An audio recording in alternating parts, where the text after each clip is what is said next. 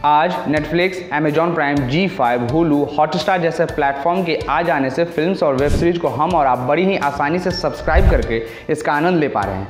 एक समय था जब ये प्लेटफॉर्म्स अवेलेबल नहीं थे। आपको मूवीज़ देखने के लिए या तो थिएटर्स जाने होते थे या इसके रिलीज होने के बाद सीडीज़ में अवेलेबल होने का इंतजार करना पड़ता था, फिर कहीं जाकर आप इसका आनंद ले सकते थे। फिर लोगों के पास ऑप्शन मिला टोरेंट का। टोरेंट के आ जाने के बाद भी किसी भी मूवी, वेब सीरीज़ को डाउनलोड करने में आसानी होने लगी। वेब सीरीज़ और मूवी इन पर आसानी से भी मिलने लगे। हालांकि एक इलीगल प्रोसेस था, गवर्नमेंट ने इसे पायरेसी का नाम दिया और इसे यूज़ करने वाले और इलीगल तरीके से फिल्म या वेब सीरीज़ को डिस्ट्रीब्यूशन करने के जुर्म में लोगों को जेल भेजने का फैसला लिया सरकार ने। आइए हम जानते हैं टोरेंट का इन्वेंशन कब और कैसे हुआ और इसे किसने बनाया। टोरेंट का इन्वेंशन 2001 में ब्राम कोहेन ने किया। वह एक अमेरिकी कंप्यूटर प्रोग्रामर थे। ब्राम कोहेन का जन्म 12 अक्टूबर 1975 को न्यूयॉर्क के मैनहट्टन में हुआ। ब्राम कोहेन के पिता कंप्यूटर साइंटिस्ट थे और उसकी माँ एक स्कूल टीचर थी। ब्राम 5 साल की उम्र में ही बेसिक प्रोग्रामिंग लैंग्वेज सीखी। यहाँ गौर की बात है, ब्राम जब कंप्यूटर यूज़ कर रहे थे तब वो साल 1980 थी। ब्राम की फैमिली कंडीशन फाइनेंशियली बहुत ही अच्छी थी। अगर आज के समय कोई बच्चा प्रोग्रामिंग लैंग्वेज सीख रहा है तो वह आश्चर्य की बात नहीं, लेकिन ब्राम के समय ये आश्चर्य की बात थी। साल 1980 में लोगों को ये तक नहीं पता था कि उन्हें कंप्यूटर चाहिए क्यों। ब्राम ने एकेडमिक्स के अलावा यूएस की मैथ्स ओलंपियाड में भी भाग लिया था। ब्राम कोहेन ने हाई स्कूल तक की पढ़ाई स्टूडेंट हाई स्कूल से की और यूनिवर्सिटी ऑफ बफलो से ग्रेजुएशन किया।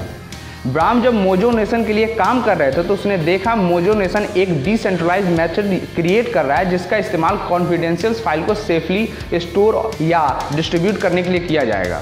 फाइल्स को एक साथ बहुत से कंप्यूटर्स में भेजा जाएगा और स्टोर किया जाएगा ताकि जब हैकर्स कोई फाइल्स को डाउनलोड करने की कोशिश करते हैं तो उन्हें पूरा इन्फॉर्मेशन ना मिल पाए, साथ ही दूसरे कंप्यूटर से परमिशन लेनी हो। इस तरह से कॉन्फिडेंशियल फाइल्स को बचाया जा सके। वह इस आइडिया से इंस्पायर हुआ और उसने एक ऐसा ही प्रोग्रामिंग फाइल शेयरिंग के लिए बनाने की सोची।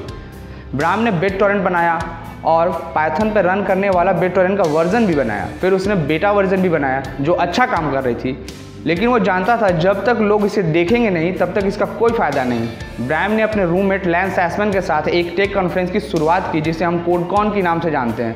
People as notable as Sergey Brin and Elon Musk presented at Codecon, but Bram and BitTorrent were the star of first Codecon. इसके बाद लोग ब्राम को टेक वर्ल्ड में पहचानने लगे, लेकिन ब्राम को पता था ये उसके टारगेट ऑडियंस नहीं है। तो उसने 2002 में कुछ एडल्ट फिल्म्स को ऑफर दिया कि उसके फाइल्स को बिटटोरेंट पर डिस्ट्रीब्यूट करेगा। उसका ये आइडिया सक्सेसफुल रहा, पर ब्राम नहीं चाहता था कि लोग उसे एडल्ट फिल्म के डिस्ट्रीब्यूटर के तौर पे जाने। आखिरकार लोगों ने उसके बिटटोरेंट को रिकॉग्नाइज करना शुरू कर दिया। आज के समय में बड़े फाइल्स को गूगल ड्राइव या मेगा पर सेव कर सकते हैं और उसे एक्सेस और डाउनलोड भी कर सकते हैं, पर उस वक्त बिटटोरेंट ही था जिसके पास ये फैसिलिटी थी और इसके लिए वो कोई चार्ज भी नहीं करता था। बिटटोरेंट का ज़्यादा इस्तेमाल मूवीज़, गेम्स और सॉफ्टवेयर को शेयर करने और डाउनलोड करने के लिए किया जाता था।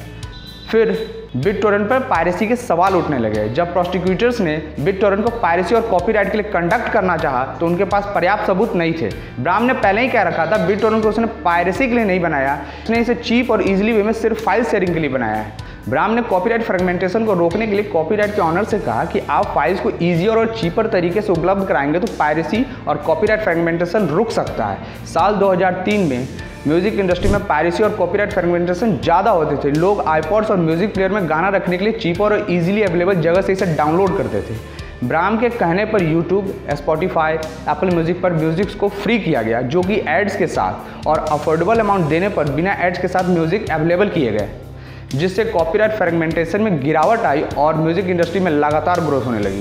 फिर भी कॉपीराइट होल्डर्स यहाँ नहीं रुके। उन्होंने बिटटोरेंट को बंद करने के बजाय उन सीडर्स को रोकने की कोशिश करने लगे जो कंटेंट को खुद शेयर करते थे। लेकिन 2005 में ब्राम ने 7 अमेरिकी कंपनी से डील किया कि वो उनके इलीगल कॉपीराइट कंटेंट को अपने बिटटोरेंट से हटा देंगे जो कि शेयर किए जा रहे हैं। This led to the right of Pirate Bay and Kickass Torrent. Copyright holders इन सीडर्स को रोकने के लिए उनके आईपी एड्रेस को ट्रैक करके उन्हें कंटेंट शेयर करने से रोकते हैं। अगर कोई वीपीएन यूज़ करता है तो उसे भी अब वीपीएन यूज़ करने के लिए चार्ज देने होते हैं। इस कारण अब पायरेसी और कॉपीराइट फ्रेगमेंटेशन में कमी आ चुकी है। बिटटोरेंट के बाद ब्राम कोहेन ने 2017 में क्रिप्टो करेंसी की कंपनी चिया नेटवर्क को बनाया। चिया नेटवर्क कंपनी 2021 से लगातार नीचे गिर रही है। FBI ने ब्राम कोहेन को इन सब का दोषी नहीं माना और उसकी कोई गिरफ्तारी नहीं हुई। अगर आपको हमारा कंटेंट अच्छा लगा हो तो चैनल को लाइक, शेयर और सब्सक्राइब करें।